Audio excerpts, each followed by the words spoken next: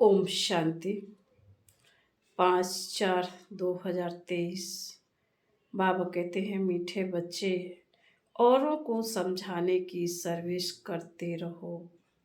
ज्ञान धन का दान करो तो अपार खुशी रहेगी।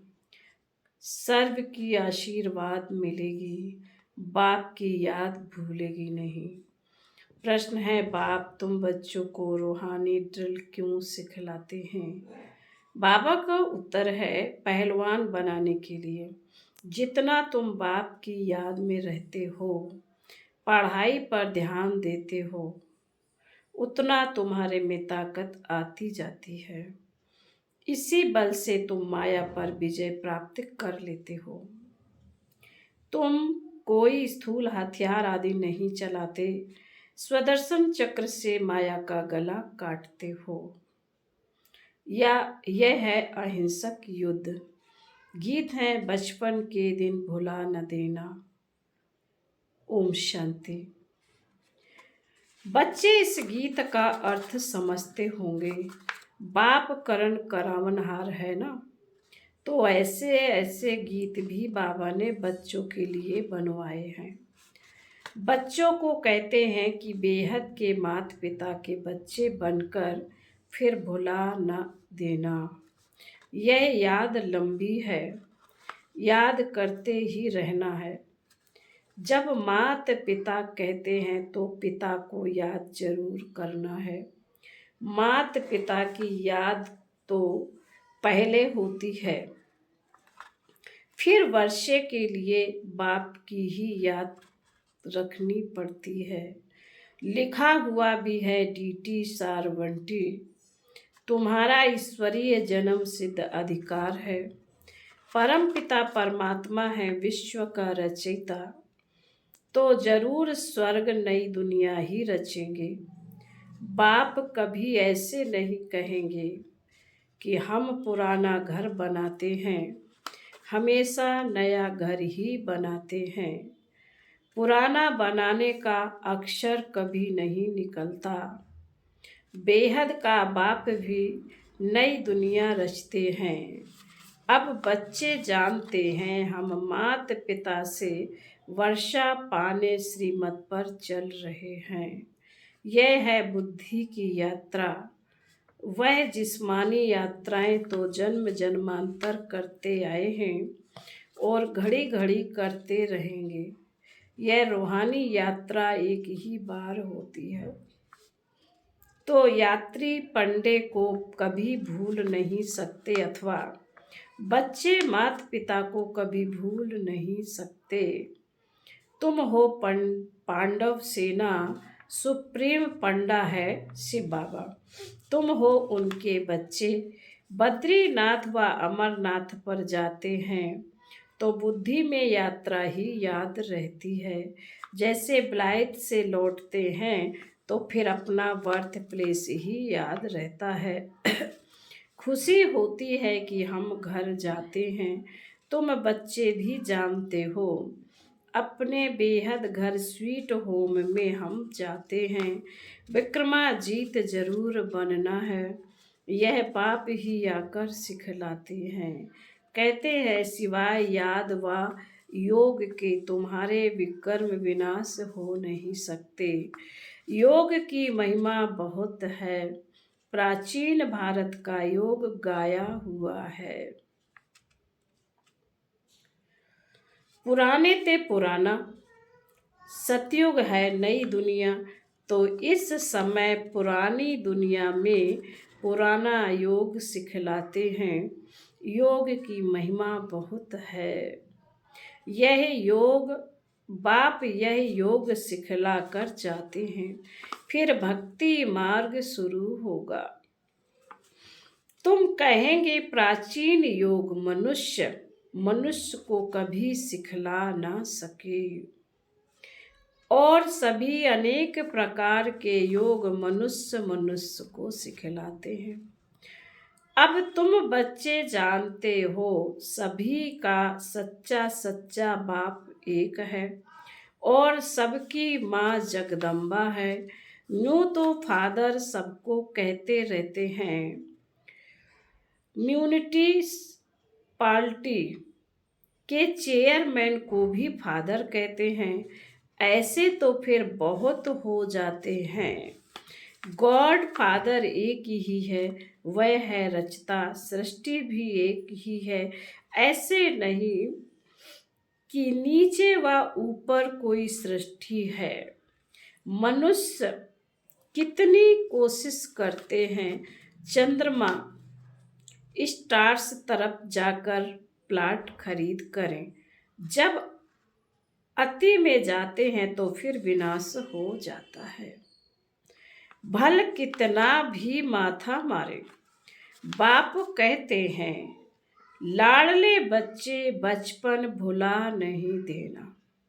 यहाँ तो पहले बच्चे बनते हैं बाप के, वही बाप फिर शिक्षक भी बनते हैं।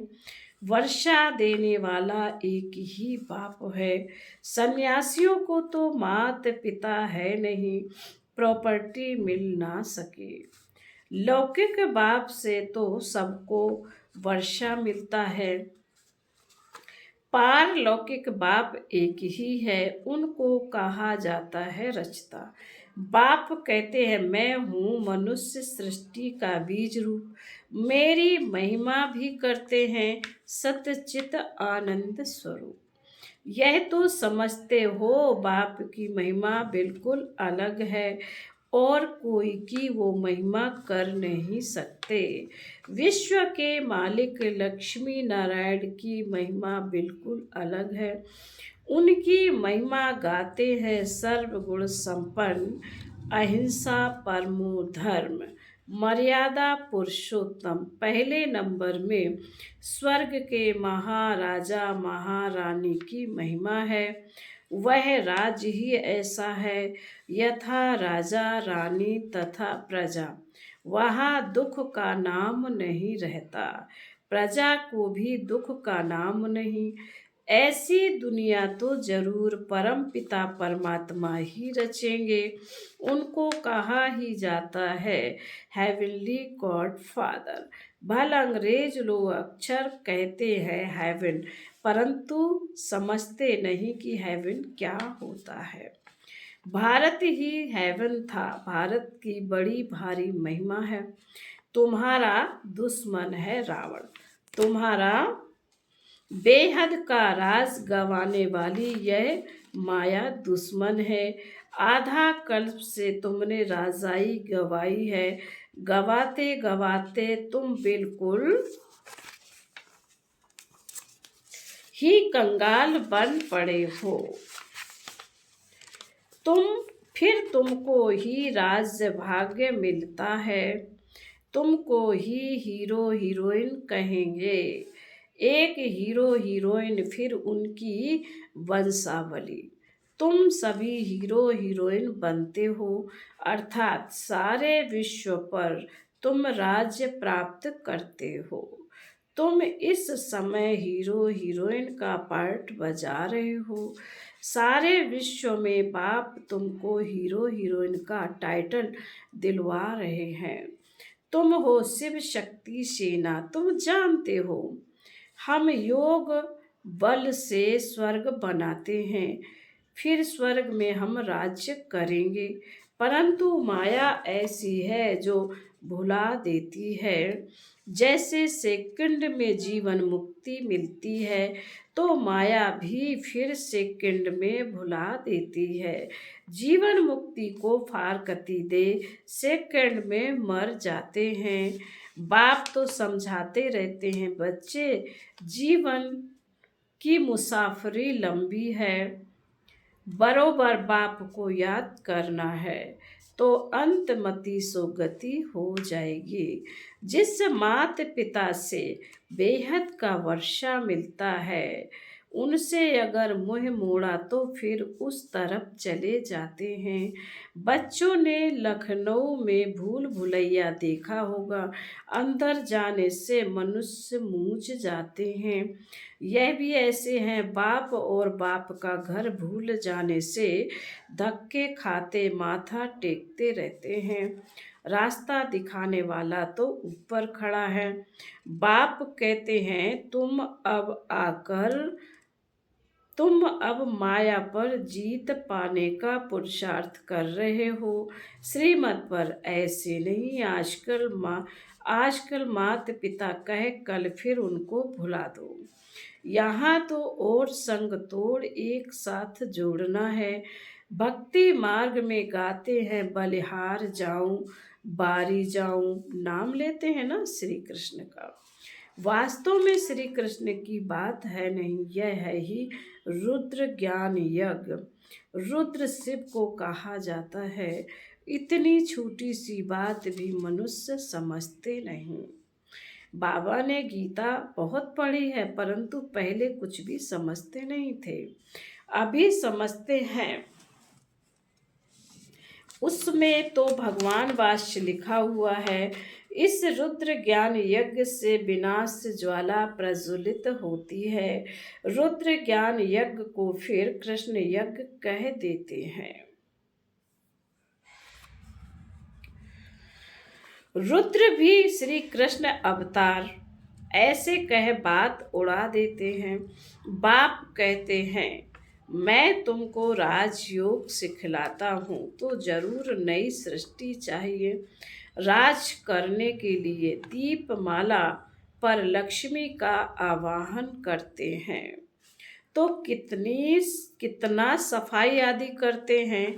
वह है भक्ति मार्ग की रस्म रिवाज। यहाँ तो तुम मनुष्य से देवता बनते हो, तो जरूर बिल्कुल नई सृष्टि चाहिए। इसके लिए ही पुरानी दुनिया का विनाश होता है। गीता में बिल्कुल क्लियर है। रुद्र ज्ञान यज्ञ से विनाश ज्वाला प्रज्वलित हुई। बाप है ही बेहद की सृष्टि रचने वाला। कहते हैं बच्चों मुझ बाप को भूल नहीं जाना। आज हंसते हैं, कल बाप को भूले तो खत। फिर इतना रोना पड़ेगा जो कभी नहीं रोया होगा। बादशाही गवा बैठते हैं, बड़ा घाटा पड़ जाएगा। घाटे वाले मनुष्य की शक्ल पीली हो जाती है। तो बाप कहते हैं पारलौकिक बाप और वर्षे को भुला नहीं देना। औरों को समझाने की सर्विस करते रहो। सर्विस में बिजी रहने से फिर भूलेंगे नहीं। धन दिए धन ना खुटे। जितना दान करेंगे उतना खुशी का पारा चढ़ेगा। औरों की आशीर्वाद तुम्हारे सर पे होगी।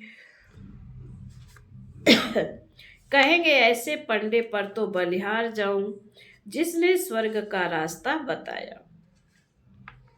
बाबा प्रैक्टिकल में बाप का शुक्रिया माना जाता है।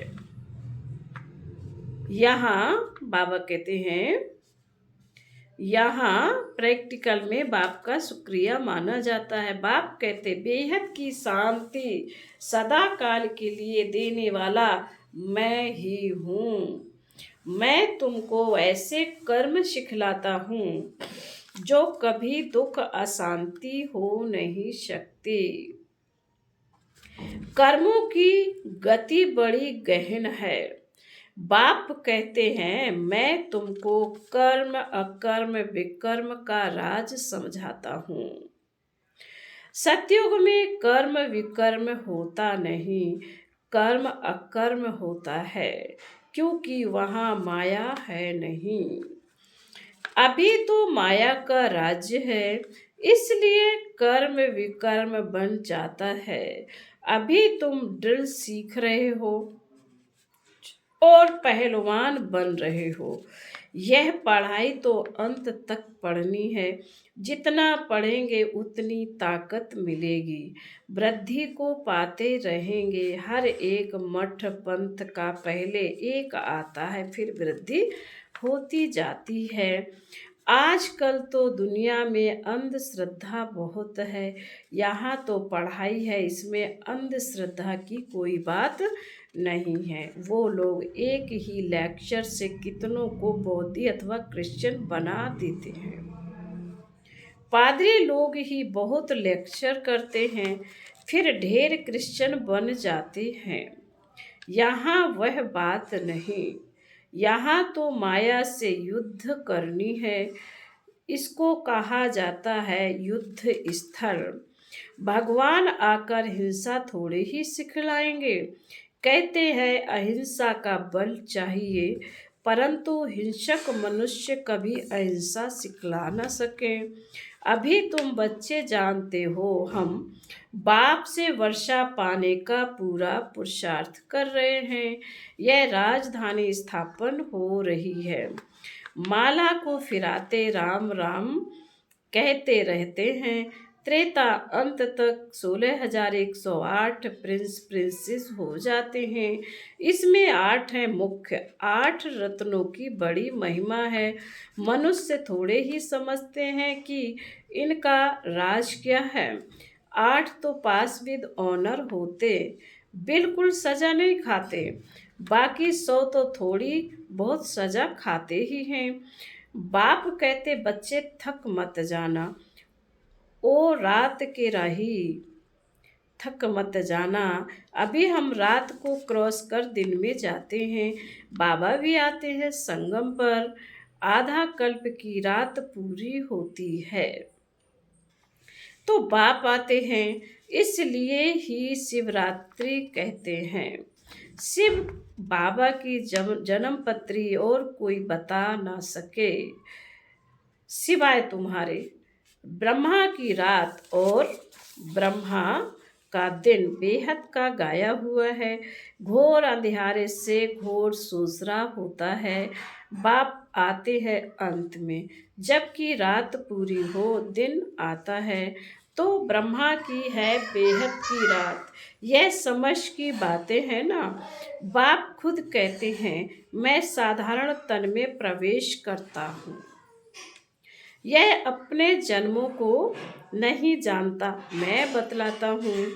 ब्रह्मा और के इतने जन्म हुए, इन सब बातों को कल्प पहले वाले ही समझेंगे। हम अभी बाप को जानने से आस्तिक बने हैं। बाप से वर्षा लेते हैं। आत्माओं का एक बाप है। ब्रह्मा भी शिव बाबा का बच्चा है। एडॉप्ट करते हैं ना। खुद कहते मैं इनमें प्रवेश करता हूँ और कोई यह बातें कर ना सके। बाप कहते हैं लाडले बच्चे, बाप को कभी भूलना नहीं। भूले तो स्वर्ग का वर्षा गवा देंगे, फिर रोना पड़ेगा। कल्प कल्प की बाजी हो जाती है। कल्प कल्प ऐसा करते रहेंगे। फिर बाबा कहते अच्छा, मीठे मीठे सिकील दे बच्चों प्रति माता पिता बाप दादा का याद प्यार और गुड मॉर्निंग। रूहानी बाप की रूहानी बच्चों को नमस्ते। हम रूहानी बच्चों की रूहानी माता पिता बाप दादा को याद प्यार गुड मॉर्निंग और नमस्ते। धारणा के लिए मुख्तार बाबा ने कहा जीवन की लंबी मुसाफरी में थकना नहीं है। माता पिता से कभी भी मुंह नहीं मोड़ना है और संग तोड़ एक बाप पर पूरा बलिहार जाना है। नंबर 2, स्वीट होम में जाने के पहले विक्रमाजीत जरूर बनना है।